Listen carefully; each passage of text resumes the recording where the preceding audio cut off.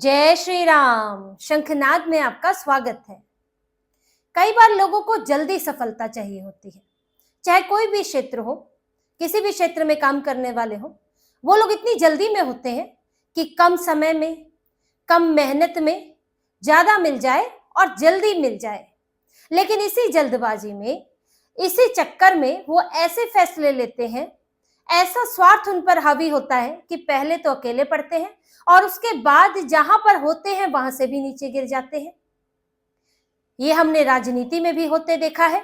उद्धव ठाकरे बड़ी जल्दबाजी में थे, बेटे को मुख्यमंत्री बनाना था, खुद तो अपने पिता के कारण अपनी इच्छा दबाए बैठे थे क्योंकि बाला साहेब ठाकरे ने मुख्यमंत्री का पद लेने से इनकार कर दिया था। उन्होंने तो बड़ा फैसला किया था, इनका मन मान नहीं रहा था। बेटे की भी चिंता सता रही थी कि मैं नहीं रहा मुख्यमंत्री तो कल को बेटा कैसे बनेगा। तो जल्दबाजी कर दी, कम सीटें, बड़ी मांग, कम मेहनत में, कम आपकी काबिलियत में ज्यादा चीजें। तो आज क्या हाल है, जो था वो भी नहीं रहा। अब आज एकनाथ शिंदे भी इसी तरफ बढ़ रहे हैं। उन्हें अभी 2.5-3 साल, 3 साल, 3.5 साल उनकी पार्टी को बने हुए क्योंकि उनकी पार्टी तो टूट कर आई है। 40 विधायकों के साथ आए थे, फिर कुछ संगठन बनाया, बड़ी पार्टी का साथ मिला तो आप यहां तक पहुंचे, जल्दी पहुंच गए क्योंकि जिसके सहारे से चल रहे थे वो मजबूत था, तेज था।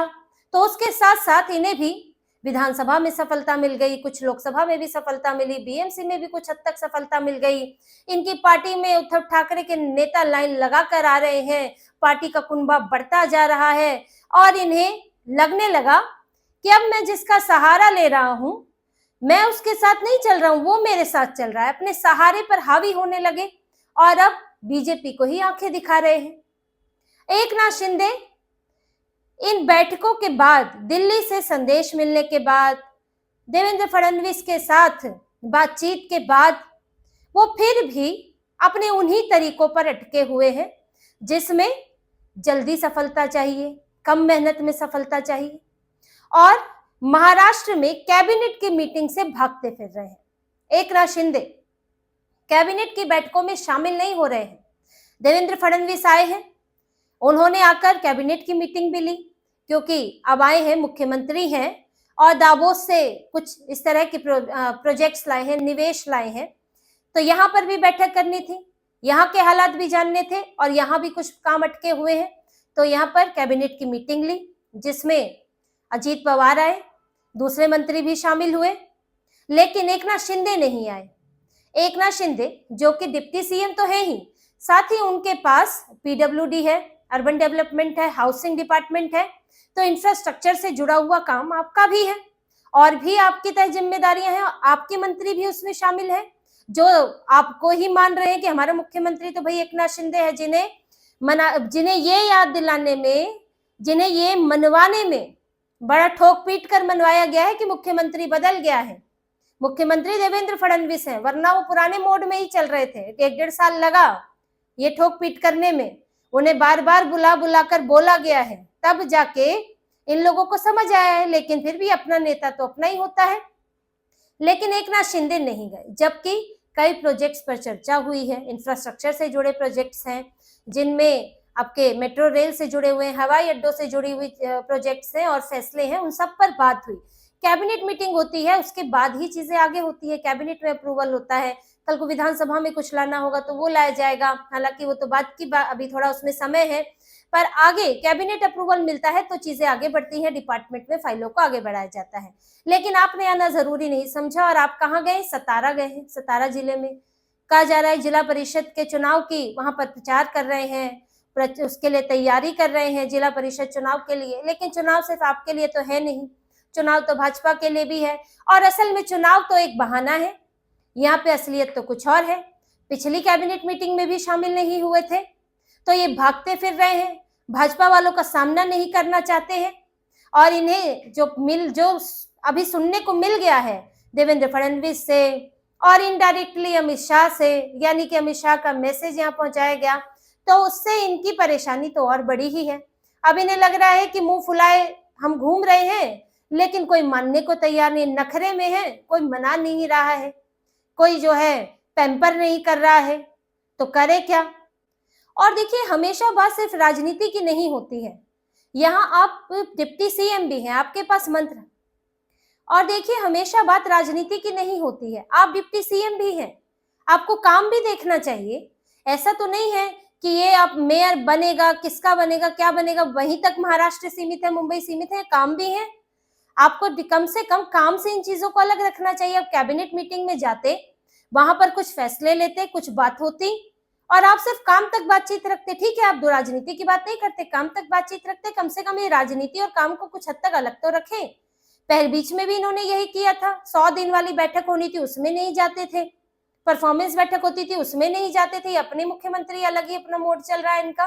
तो ये इस वक्त एकनाथ शिंदे इसे अपने धर्रे पर अटके हुए हैं कि मुझे बीएमसी के लिए हमारी तरफ से मांगे रखनी है, ब्लैकमेल करना है। ब्लैकमेल तो खैर छोड़ दीजिए, ब्लैकमेल से तो ये वापस आ गए हैं। इन्होंने जो होटल में रखे थे वो ब्लैकमेलिंग इन्होंने की थी। अब इन्हें पता चल गया वो ज्यादा दिन तक तो संभव है नहीं, क्योंकि अभी तो चुनाव भी नहीं होना है और इनके अपने कॉर्पोरेटर भी इनसे खुश नहीं थे कि आप यहाँ 2-3 लोगों को मेयर, डिप्टी मेयर और स्टैंडिंग कमेटी में डालोगे, और अगर नहीं हुआ तो हम सब के सब 29 के 29 जो है वो दुश्मन बन जाएंगे। तो फिलहाल हमें तो इससे आजाद करो, तो इन्हें आजाद करना पड़ा। अब कॉर्पोरेटर अपने हिसाब से फैसला लेंगे, और वो क्या फैसला लेंगे इस पर निर्भर करेगा कि एकनाथ शिंदे क्या फैसला लेते हैं और बीजेपी क्या तय करती है। लेकिन फिलहाल एकनाथ शिंदे उसी मोड में चल रहे हैं, मेयर नहीं तो डिप्टी मेयर, नहीं तो स्टैंडिंग कमेटी, जबकि साफ तौर पर बोल दिया गया है कि नेगोशिएशन नहीं होगी। हाँ, आपको सम्मानजनक जगह मिलेगी, अभी स्टैंडिंग कमेटी की बात नहीं हो सकती। स्टैंडिंग कमेटी की बात बाद में होगी, अभी मेयर का चुनाव है, पहले आप समर्थन दें, पहले आप समर्थन देंगे, उसके बाद हम बात करेंगे कि आपको क्या दिया जाएगा। ये पहले नहीं होगा कि ये देंगे तो समर्थन देंगे, ऐसा नहीं चलेगा। दोनों चीजों के मायने हैं, इसीलिए गेंद उनके पाले में डाल दी है और इसलिए चुप चुप घूम रहे हैं।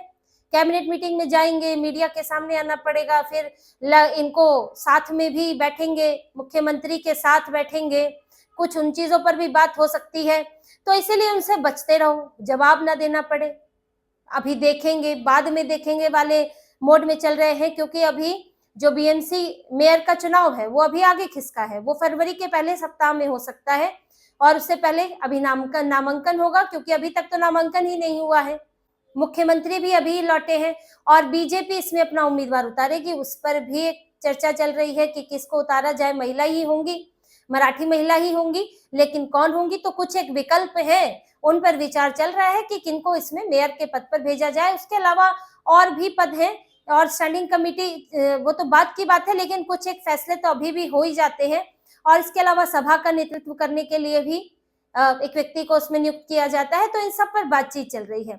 अब नामांकन होगा तो बीजेपी का मेयर जाएगा ही उसमें, और यहाँ यूबीटी इस मोड में है नहीं कि वो मेयर उतारेगी। एक संजय राउत खुद कह रहे हैं, वैसे तो बड़े बोले हैं, सुबह उठ के वो 5-6 बयान देने से उनकी सेहत जो है वो ठीक रहती है, तो वैसे ही बयान वो देते हैं। उन्होंने बोला है, संजय राउत अपने मुंह से बोल रहे हैं कि बीजेपी का मेयर बनेगा, एकनाथ शिंदे के पास कोई विकल्प नहीं है। आखिर विकल्प कैसे नहीं है एकनाथ शिंदे के पास? अगर भाई यूबीटी चाहेगी तो विकल्प तो है। यूबीटी में उद्धव ठाकरे मदद मांग ले एकनाथ शिंदे की, बोल दे कि भाई मेरे साथ आ जाओ, और फिर हमारे साथ कांग्रेस भी है तो बना लेते हैं मेयर। तो वो यानी कि यूबीटी ने सब इन चीजों से इनकार कर दिया कि ना तो एकनाथ शिंदे का साथ लेना है, ना मेयर के लिए हमने उतरना है। यहाँ तो हम शामिल होंगे वोटिंग में या नहीं होंगे, फैसला इसका करना है।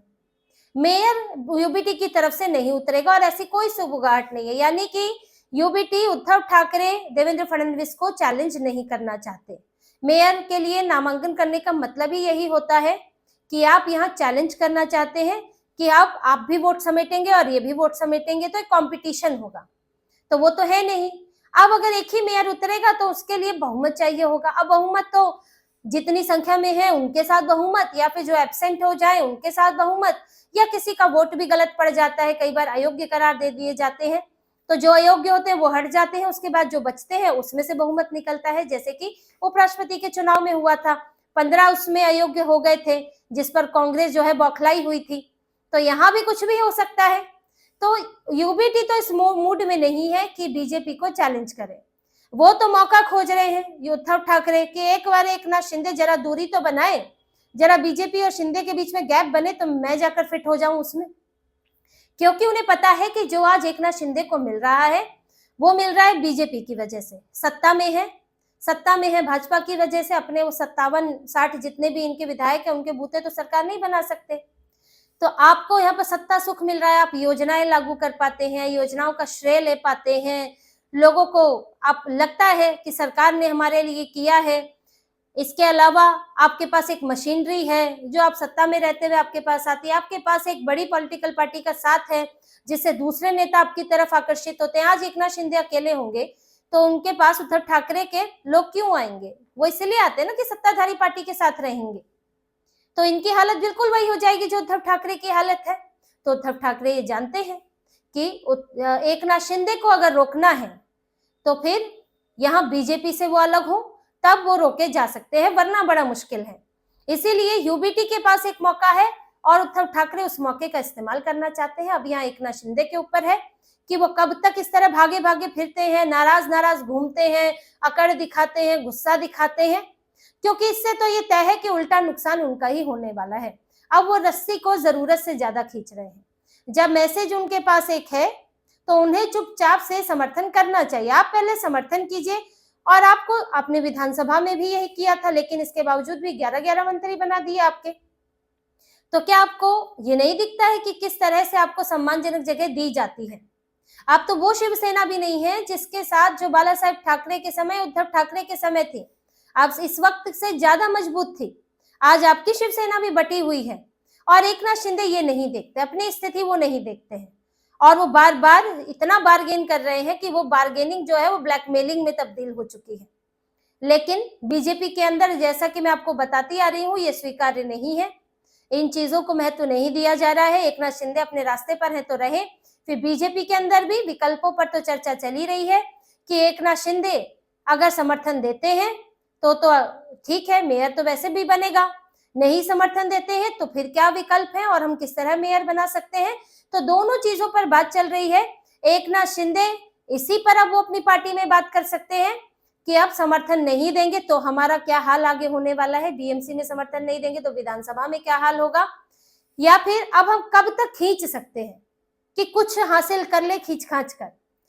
लेकिन फिलहाल कुछ हासिल होता नजर नहीं आ रहा है, क्योंकि उनके कॉर्पोरेटर्स भी बटे हुए हैं इस मामले में। ये कहा जा रहा है कि ठीक है, डिप्टी मेयर की आप मांग रखें, अगर मिलता है तो ठीक है, लेकिन अड़ना जरूरी नहीं है, हमें साथ रहकर चलना होगा, वरना जो जितने तक पहुंचे हैं, जो पार्टी अभी हमारी खड़ी हुई है जितना, वो भी नहीं रहेगी और फिर इसमें रिवर्स गियर लगेगा और हमारे नेता जो है वो खिसक खिसक कर बीजेपी में और उद्धव ठाकरे की पार्टी में जाना शुरू हो जाएंगे। तो इसी तरह की और खबरें और विश्लेषण आपके लिए लाते रहेंगे। हमसे जुड़े रहिए, सब्सक्राइब कीजिए, कमेंट कीजिए। बहुत बहुत धन्यवाद। जय श्री राम।